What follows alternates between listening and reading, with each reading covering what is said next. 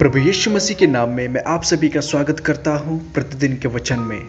और आज का वचन लिया गया है रोमियो की पत्री अध्याय 8 पद 37 से, जहां पर पौलुस प्रेरित इस प्रकार लिखते हैं, परंतु इन सब बातों में हम उसके द्वारा जिसने हमसे प्रेम किया है जयवंत से भी बढ़कर हैं।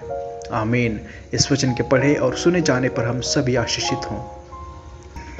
मेरे प्रियो, जब हम इस पूरे पैसेज को संदर्भ में पढ़ते हैं तो हम देखते हैं कि पौलुस प्रेरित रोम की कलीसिया को उत्साहित करता है और वो कहता है कि कौन हमको मसीह के प्रेम से अलग करेगा। क्या क्लेश या संकट या उपद्रव या अकाल या नंगाई, और इस प्रकार से बहुत सारी बातों को पौलुस यहाँ पे लिखता है। और वो कहता है कि कोई भी वस्तु, कोई भी सृष्टि हमको परमेश्वर के प्रेम से अलग नहीं कर सकती। और मेरे प्रियो, यहाँ पौलुस लिखता है कि हम जयवंत से भी बढ़कर हैं। मेरे प्रियो, मैं आपसे पूछना चाहता हूँ, कौन है जयवंत?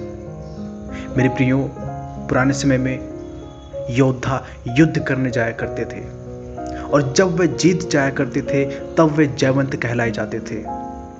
परंतु हम जो मसीह में हैं, हम जयवंत से भी बढ़कर हैं। हम युद्ध में जाने से पहले ही विजयी हैं और यह हमारे प्रभु यीशु मसीह की वजह से है।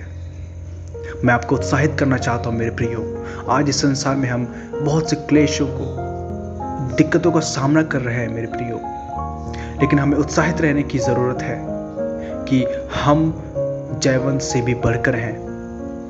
हम आज किसी भी युद्ध में फंसे हों, चाहे वह आंतरिक हो चाहे वह बाहरी हो, शैतान हमें हमारे पुराने पापों को याद दिलाने की कोशिश करता हो, हमें गिराने की कोशिश करता हो, मगर याद रखिए, हम प्रभु यीशु में जयवंत से भी बढ़कर हैं। अब हमें युद्ध लड़ने की आवश्यकता नहीं है, क्योंकि हमने उस युद्ध को जीत लिया है। मैं आपको उत्साहित करना चाहता हूं मेरे प्रियो, हमें हर एक दिन जयवंत होकर जीने की आवश्यकता है, क्योंकि हम इसीलिए बुलाए गए हैं। आइए परमेश्वर को धन्यवाद कहें। धन्यवाद पिता परमेश्वर, इस अद्भुत प्रेम और अद्भुत सामर्थ्य के लिए जो आपने हमें पवित्र आत्मा में दिया है। पिता, मैं धन्यवाद करता हूँ उस अद्भुत प्रेम के लिए जिसके द्वारा आपने हमें जयवंत से भी बढ़कर बनाया है। धन्यवाद पिता हर एक उपकारों के लिए। पिता, जब हम किसी भी क्लेश में हो, दुख में हो, मुसीबतों में हो, तो प्रभु होने दीजिए कि हम आपकी प्रतिज्ञाओं पर विश्वास रख के आगे बढ़ने वाले हो सके। होने दीजिए कि हम इस सृष्टि की ओर नहीं, परंतु ऊपर की ओर आंखें उठाकर प्रभु यीशु के दूसरे आगमन की ओर बाट जोहते रहें। प्रार्थना प्रभु यीशु के नाम से मांगता हूँ, आमीन।